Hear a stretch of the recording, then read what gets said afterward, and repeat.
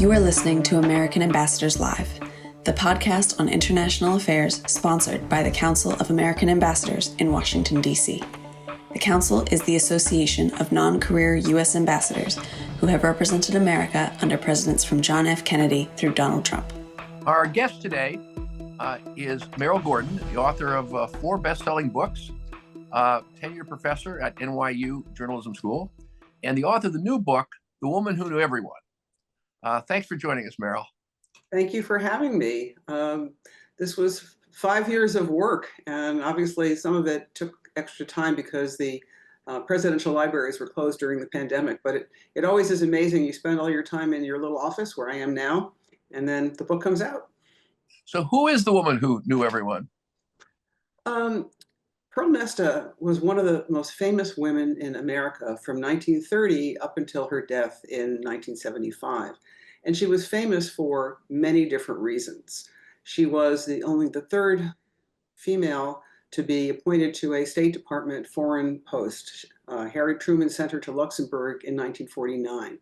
She was also very famous for giving parties. And Irving Berlin and his 2 author friends were inspired when she got the foreign posting to write a musical, Call Me Madam, in which she is portrayed by Ethel Merman, with the famous song, The Hostess with the Mostest on the Ball. So she was famous for her parties. She was also a major campaigner for the Equal Rights Amendment. She was quietly a leader for civil rights.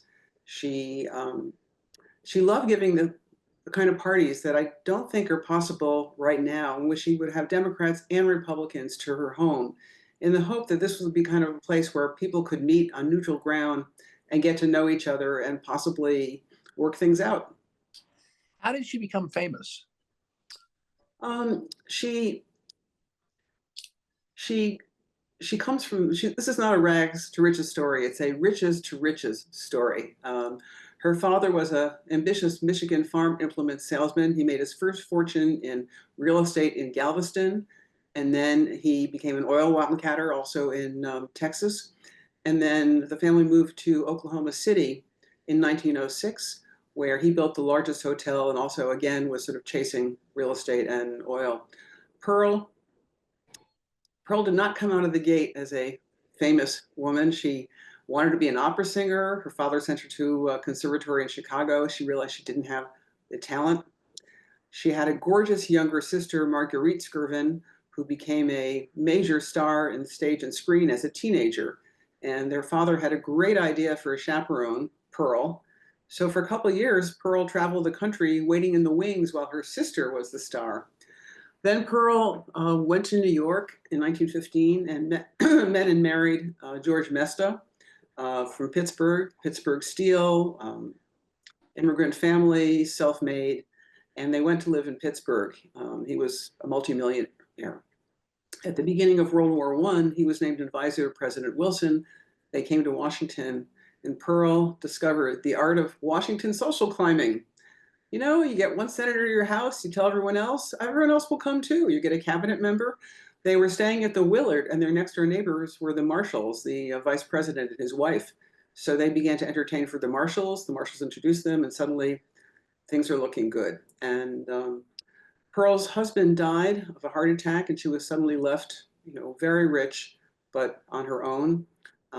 Went back to Washington and basically began her parties and kind of working her way up in the world.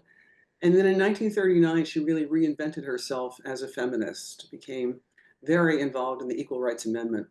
Now, she had a knack from a very early age to get to meet people who would someday be very important. Her uncle asked her to give a party for a young woman who was marrying a man named Milton Eisenhower. And that was 1927. It was those Eisenhowers. So Perle got to know Ike and Mamie when Ike was a major. When Perle was lobbying for the Equal Rights Amendment, she lobbied this Missouri senator, Harry Truman, and he supported her. And then when he became vice president, she gave him a big party at the Sulgrave Club. 6 weeks later, FDR is dead, Truman's the president, and a ticket to Perle's house is the hottest ticket in town. Let me ask a question about really again about how she became famous, though, because there are a reasonable number of people that are good networkers and they throw parties and they know important people, but they aren't famous. And is the explanation that was the era of society pages that got a lot of newspaper attention for people like that who threw parties? Or how did she be? I'm really curious how she became famous as opposed to just, well networked. Well, first thing is she loved the press. So she would invite the press to her parties and she would cozy up to the press. The second is during the Depression, as you remember all those wonderful Frank Capra movies with, the rich heroine and whatever. During the Depression, Pearl was so rich that she was renting mansions in Newport. She moved to the same building that Andrew Mellon was in Washington. She had houses in New York. The gossip columnists like Charlie Knickerbocker were, they couldn't stop writing about everything she did. So she kind of became this person that people just followed because her antics were so much fun. Interesting. So she was an interesting character, essentially. Very much so. Interesting. So obviously this is the Council of American Ambassadors podcast. So we're particularly interested in her service as U.S. ambassador. So how did she come to be ambassador? Let's start with that. How did she come to be ambassador to Luxembourg? In 1948, when Truman's campaign was really in financial trouble, he was on the Ferdinand Magellan, the train, going through the heartlands, and he had someone call Pearl and said, could she come and help raise money? And she flew in from Newport. She got on that train. She hit the tin cup. I think it's the silver cup. She raised a lot of money. And she had also been a very successful co-chair of the Jefferson-Jackson dinner, also fundraising. For the Democratic Party. Yeah, so Truman wanted to reward her. And FDR had named several women as ambassadors. Truman had named no one. And now in his second term, he was ready to make his mark. Now, Luxembourg was not an embassy. It was legation. It hadn't been elevated. When he nominated Pearl, she was, or at least asked her if she'd do it. Initially, she was really worried because she didn't know languages. She'd never been someone who pored over policy briefing books. But she thought if he was putting her in charge of trying to make a good impression in Luxembourg, that she could do that. As you can imagine, there were huge outcry, how could Truman name someone who didn't have a college degree, who essentially was known for giving parties? On the other hand, all of the senators for confirmation hearings had been to her parties, and they were not going to knock her down. So she did not seek it. No. I mean, she was close to the Truman family. She was certainly interested in being part of something, but she did not go after this. She didn't lobby. She didn't push for it. India Edwards, who was a major force in Democratic Party politics, was really trying to get Truman to appoint more women to top jobs. So India was pushing for it. You said she was only the third female ambassador? Yeah, there were two under FDR. Interesting. So it was not unique. It was unusual, but not unique is the best way to think about it. It wasn't the first. One was Daisy Harriman, who went to Norway, and I am blanking on the other one. Understand. So why Luxembourg from Truman's point of view? Well, interesting. Luxembourg, as you know, is a tiny, tiny country, but it has great strategic importance because it's next to, Germany and France and Belgium. And I think there was a feeling that it was so small, she could manage it. And it had previously come under the embassy in Belgium. So I think when they were looking at the pros and cons, they thought that in Luxembourg, the fact they were getting their own American legation was a sign of a step up. Interesting. So she gets appointed, she gets confirmed. What happens next? She goes to Luxembourg, obviously, but tell us a little bit of that story. Well, the career Foreign Service officers were mostly at that point Ivy League educated men. Many of them had been, in the field during World War II, or they'd been working in the State Department. They were not happy to have Pearl in that job. So she felt like they were trying to cut her out of meetings. They wouldn't tell her what was going on. There were a couple of ugly confrontations. At the end of her stay, after time there, she wrote this scorching 10-page letter to Truman. You can read it in the Truman Library files about all of the experiences, but she didn't want to complain all the way through. And Truman wrote a note basically saying, if I had known this was going on, I would have given them a good kick where it would have been felt. She did a couple interesting things as an ambassador. She didn't want to just spend time with the Foreign Service community. So she and her sister, who came with her to Luxembourg, they drove all over the country. Now, mind you, it's a small country, but they still drove all over. And they met lots of local people. They met local mayors. And she discovered that many of them didn't know each other. So she began to have an annual party for mayors at the embassy, or the residence. She went to orphanages, and as you can imagine, the wreckage of World War II, a lot of really heartbreaking scenes. And she decided to give a yearly Christmas party, which she would imported talent from Paris. She gave everybody Christmas gifts. So that endeared her to the people of Luxembourg. And then one day, 3 American GIs knocked on the door and said, her residents, and said they'd made a bet that they couldn't meet the new envoy. And she invited them to dinner. One of them said to her sister that they were homesick. So Perle had an idea. She decided she would start a once a month Saturday night, invite any GI in Europe who could hitchhike or get there to a party. Wow. And it became enormous. She'd also write letters home to their families saying, I've met them, he's great. She estimated by the end she had entertained 25,000 servicemen. And of course, a cranky congressman wrote to the State Department saying, who's paying for all this? Perle. Perle was very wealthy, multiple millions of dollars, but she kind of ran through most of it during her lifetime. There really wasn't much left at the end. Interesting. So this was basically, I guess NATO was launched in 1949. So that was the year she went over. So NATO had been put together when she went over. I'm just interested in, from a foreign policy point of view, what issues, if any, were of significance in her service there that she was involved in one way or another? I read through tons and tons of declassified files, the State Department records, and essentially the Korean War started while she was there. Mm-hmm. There was a lot of, please go and tell the Foreign Service Minister this and find out that. There was a lot of concern about communism. So could you do a report looking at, communist influences in the labor unions and other parts? There was also a lot of, could you find out in terms of the United Nations, how they plan to vote on various things. So those were some of the issues that she was dealing with. Obviously, she had a staff that did a lot of the staff work, but her name is on the reports. For sure. And so you said the Foreign Service folks were not thrilled with her. What were her relations like with the government people in Luxembourg?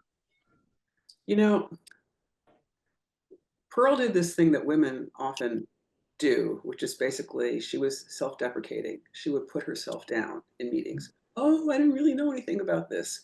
And then she went and she learned. And so, in the beginning, Daniel Shore wrote this scorching thing about, she didn't do nothing. And by the end, she was pretty familiar with what local policies were. She was trying initially to be endearing versus trying to come across as someone she wasn't. She wasn't a policy wonk. Right, but she obviously was a people person. So I'm curious as to how the people she dealt with in the Luxembourg government reacted to her. Did they react with horror that she wasn't a professional, or did they react like members of Congress and media people who got invited to her parties in Washington? A Luxembourg professor, Paul Lesch, did a whole book on Perle in Luxembourg. So he went back and read the newspapers in Luxembourgish. I'm going to get it wrong. And he concluded that, that many people felt very positive about her time there. And also the relationship she had with Harry Truman, they kind of knew that she had his ear. So if there was something that people really wanted, they knew that she could get through. Eleanor Roosevelt came to visit and admitted that she hadn't thought much of Perle. And the next thing you know, in her column, My Day, she's writing about, oh, Perle knows everyone. She's so smart. This is so great. So it's interesting. She changed her mind. Well, that's a pretty well-informed commentary on her service. Eleanor Roosevelt, who knew a lot about a lot. Yes. And changed her mind. That's very interesting. So she concludes her term as ambassador, but that's not the end of the story. Well, Perle's term ended right around when Stalin died, and the Russians did a rather extraordinary thing. They invited Perle to go visit Russia, and this is a point where very few Americans were allowed to go there, and she was allowed to travel all over and to take photographs. You can imagine, this is not a woman who was in great physical shape in her 70s, taking these 24-hour train trips, but she wrote a whole series about her time in Russia, and if they thought she was going to be a fellow traveler, they were wrong. When she came back, she began to do a lecture tour on Russia. She went all over the country. She was very anti-communist. She had been very close to Ike, and she was very upset that he wouldn't either let her stay in Luxembourg. She was a Democrat, as Republican. She wanted to stay. She lobbied him endlessly. It was kind of so David she lobbied to get the job, but she lobbied to stay in the job. That's interesting. Oh yeah, David Bruce wrote in his memos that she was shameless. He was horrified by what she did. So after a year or so, when she realized that she wasn't going anywhere, she decided that she would go on a goodwill tour from a country called Pearl, and she would go around the globe visiting communist hotspots, and that's what she did. She went to Egypt, she went to India, all these places that were kind of in turmoil. She had to flee a mob in Saigon. Great headlines: Pearl flees mob.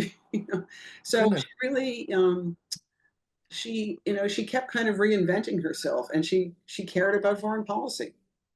So let me roll back to her leaving as ambassador and visiting Russia.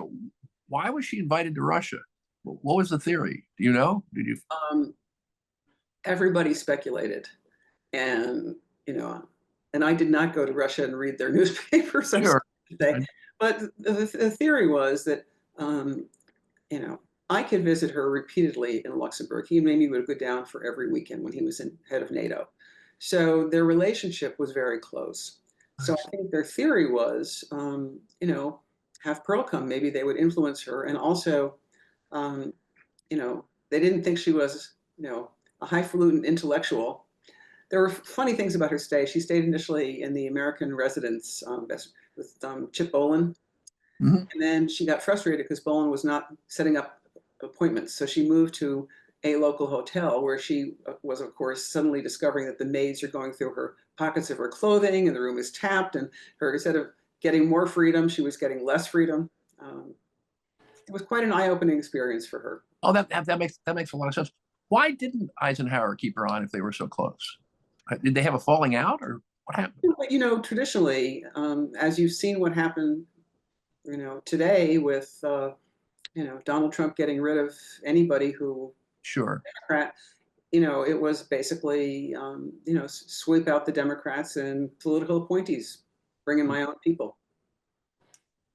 Even though they were personally close, that's interesting. So, she, how long was she in Russia? Several months. Several months. Yeah. And she had not been there before, I presume. No, nobody had been there. there. Right. I mean, this was just, and so, as you say, it was an eye-opening experience. So, what were her impressions? They were followed everywhere by, of course, Russians who were discouraging her from doing anything. She kept trying to talk to locals, not realizing she was putting them in danger.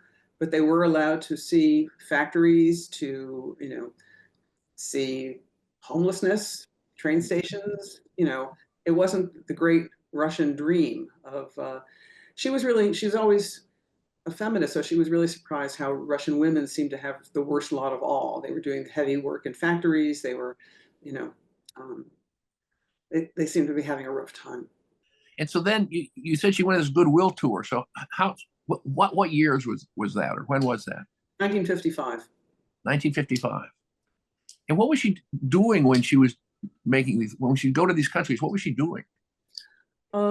She'd gone to the State Department, and they agreed to help her, do some traveling. Also, again, she really did the foreign policy embassy circuit in Washington. She knew all the ambassadors.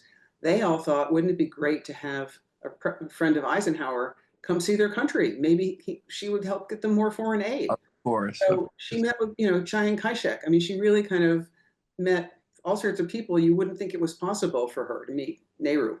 And what were her impressions of that experience? She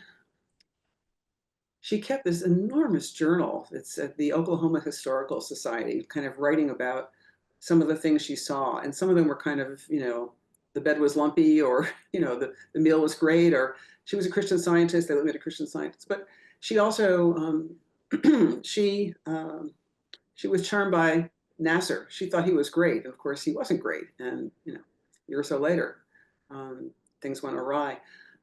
She was naive. I mean, I can say that, but, it was such a whirlwind tour. She would be in a place for 2 or 3 days. So it's not like she really, Russia, she really spent a couple months, but most of these trips were just up, go, up, go. Did she informally report what she was doing, or back to the State Department? When she came back, she said she did, that she met with Dulles and told him what the report said. I don't know, but she did, express interest. And then again, she went on a speaking tour yet again to talk about her experiences in foreign countries. Gotcha. So she was both a formal diplomat and an informal diplomat, and a foreign reporter as well. Yeah, and she had many more acts in her life. She had befriended Lyndon Johnson very early on, and she was very enthusiastic about his effort to run for president. I talked to both of his daughters, and they said, Pearl thought that Daddy had potential, and she wanted to help him. So she gave a brunch for 5,000 people at the 1960 Democratic Convention in Los Angeles. And as you may remember, Lyndon Johnson accepted JFK's offer to be vice president. Pearl was so upset that there's a great, oral history in the LBJ library. She went up to LBJ, he told a small group, and she's grabbing his tie saying, "You betrayed us. You betrayed everything we, Really?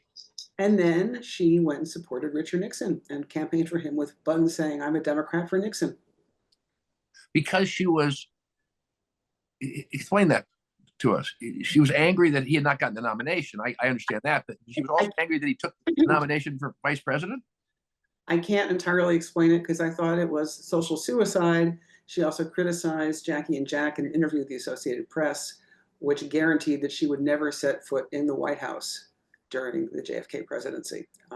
She had known both Jackie and Jack. She had tried to fix up Jack with Margaret Truman, Harry Truman's daughter. One of her good friends was Jackie's mother, Janet Auchincloss. So why she did that, I do not know. But Johnson forgave her. They were friends. The minute he was back in the White House, she was invited to state dinners, and she was there all over again. Fascinating.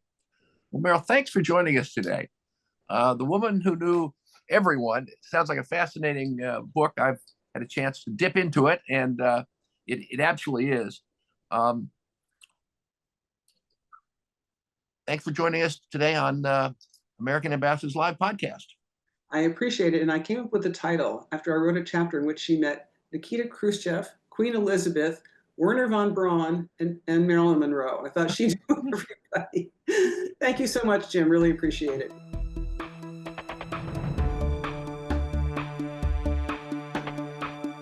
This has been the American Ambassadors Live podcast. To hear more from us, subscribe to the American Ambassadors Live podcast and leave us a review. Tweet us your thoughts on this week's episode and tag us at AMER Ambassadors using the hashtag AmbassadorsLive.